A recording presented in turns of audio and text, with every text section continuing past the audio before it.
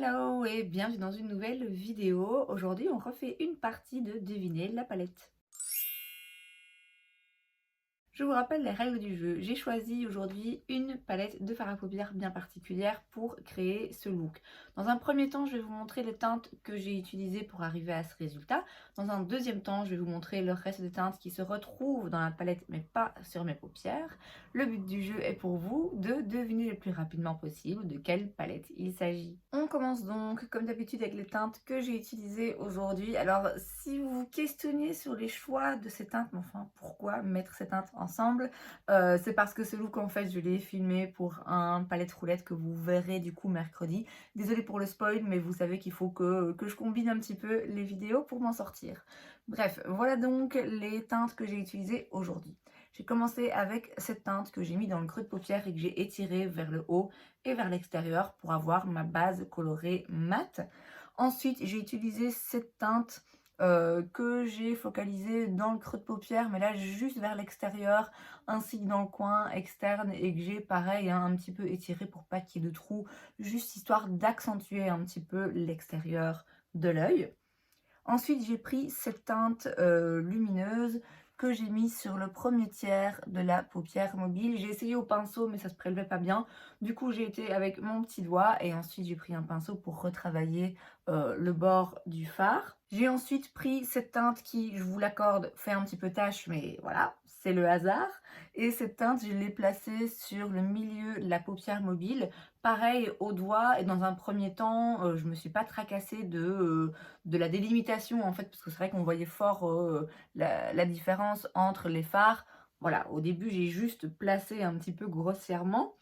Et ensuite j'ai pris cette dernière teinte que là j'ai mis sur le dernier tiers de la paupière mobile. Par la suite, en m'aidant d'un pinceau et en reprenant un petit peu de cette teinte, j'ai dégradé un petit peu les deux fards ici. Bon, c'est pas des couleurs qui sont censées se dégrader entre elles, donc c'était un petit peu plus compliqué. C'est vrai qu'on a perdu un petit peu le plus foncé, mais enfin j'ai fait ce que j'ai pu. Et pareil, j'ai dégradé entre les deux premières teintes juste ici. J'ai ensuite pris ce mauve mat que j'ai mis au ras de cils inférieur. Donc bon, on le voit peut-être pas hyper bien comme ça de loin, mais je l'ai utilisé. Il est donc ici au ras de cils et il s'arrête, on va dire, aux deux tiers du ras de cils inférieur. C'est là que j'ai pris cette teinte lumineuse et je l'ai mis donc sur le reste du ras de cils inférieur et également dans le coin interne, vraiment du coup en point de lumière.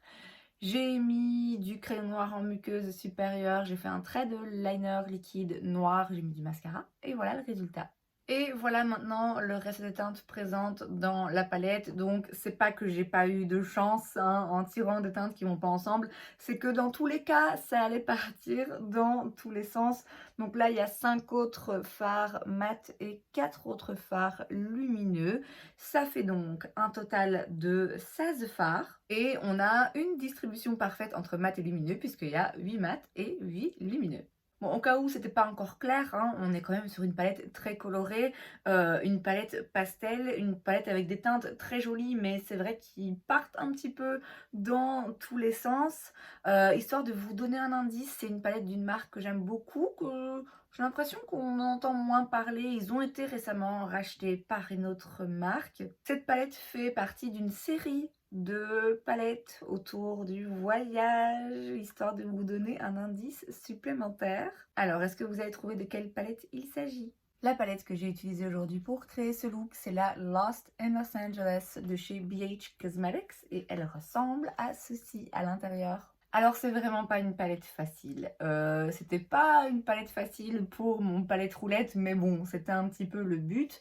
C'est vraiment pas une palette facile à utiliser, je trouve, en termes d'harmonie de couleurs. Moi, je la trouve très jolie et très intéressante. Seul, c'est compliqué. Seul, c'est compliqué.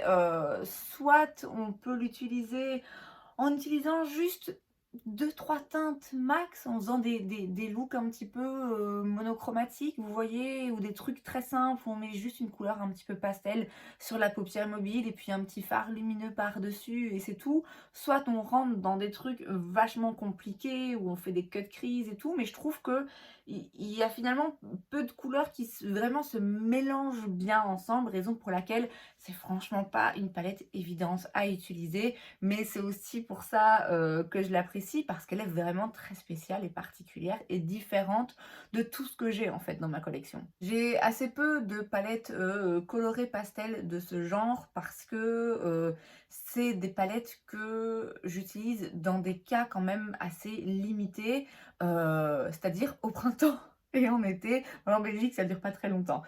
Blague à part, clairement cette palette, je l'ai pas touchée depuis des mois et des mois.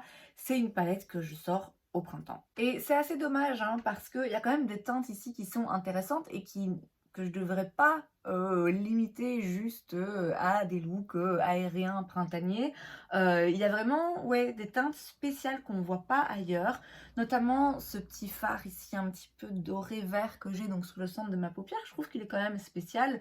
Ce fard aussi, un bleu un petit peu gris comme ça, c'est pas le genre de couleur que j'affectionne particulièrement, mais il y a vraiment des teintes, je trouve, différentes dans cette palette. Et c'est vrai que je devrais l'utiliser plus souvent, quitte à l'utiliser différemment de ce que j'ai l'habitude de faire. C'est vrai que moi, je suis assez stricte dans ma façon de me maquiller, dans le sens où j'utilise une palette, j'utilise cette palette, quoi. Voilà. Et j'ai pas encore assez, à mon goût, pris le réflexe de mélanger plusieurs palettes pour aller chercher des fards qu'il me faut dans différentes palettes. Voilà, je suis un peu monomaniaque à ce niveau-là. Or, comme je vous ai dit, cette palette à utiliser seule, si on veut vraiment, vraiment jouer avec plein de couleurs, c'est vraiment pas simple. Donc c'est typiquement le genre de palette qu'il est intéressant de combiner avec d'autres. Et c'est ce que je vais essayer de faire plus souvent. Donc l'harmonie de couleurs, je l'ai dit, on l'a vu, quand même un petit peu complexe, mais je trouve très jolie. Il y aurait peut-être eu moyen sans doute de la rendre un petit peu plus accessible en rangeant les fards, mais bon, moi, ça me dérange pas a priori. Voilà, j'arrive quand même à lire les différentes couleurs et les différentes combinaisons possibles. En ce qui concerne la qualité, la formulation, moi j'aime beaucoup les fards BH. Déjà en termes d'harmonie de couleurs, je trouve qu'ils ont toujours des harmonies de couleurs intéressantes. Et en termes de formulation aussi, je les aime assez. Ils ont des jolis mats qui sont quand même pigmentés, qui se travaillent bien. Ils ont aussi des jolis lumineux qui sont parfois hyper intenses. C'est une marque que j'ai découvert quand même un petit moment maintenant. Et cette palette, elle fait partie d'une série, la Travel Series. J'en ai 4 de cette série et très franchement, je voudrais, je voudrais en avoir d'autres. C'est, comme j'ai dit, des harmonies de couleurs qui me plaisent. C'est un format aussi que je trouve assez sympa. Et BH, c'est vraiment une marque qui est pas trop chère. Je dirais quand même que celle-ci, en termes de qualité, c'est pas ma préférée. Parce que c'est des pastels. Et clairement, les pastels, je veux dire, peu importe la formulation du fard, ça va toujours être un petit peu plus compliqué à être pigmenté, à être bien visible. Surtout en fonction de votre carnation de peau, hein, clairement. Donc là, c'est vrai que les fards mat sont pas forcément toujours hyper intenses.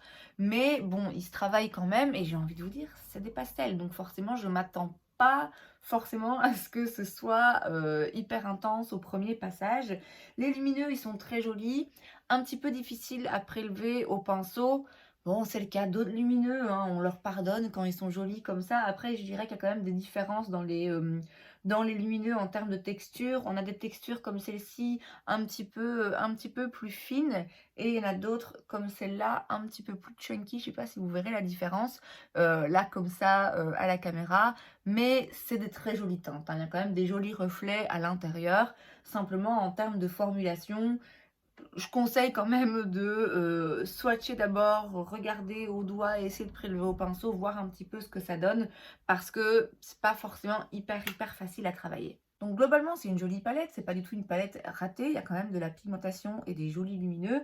Je dirais juste qu'il y a un manque de cohérence en fait dans l'intensité des lumineux et voilà, il faut le savoir, il y en a qui valent quand même plus le coup que d'autres, il y en a qui sont plus intenses, plus lumineux que d'autres. Mais globalement, c'est pas du tout une palette que je regrette, ne fût-ce que par son originalité et ses couleurs très spéciales que, encore une fois, je retrouve pas ailleurs dans ma collection. Et c'est donc tout pour cette vidéo, j'espère que ça vous a plu. Si c'est le cas, n'hésitez pas à laisser un like. Vous pouvez aussi vous abonner à ma chaîne parce que c'est gratuit, donc pourquoi pas. Et moi, je vous vois la prochaine fois. Bye!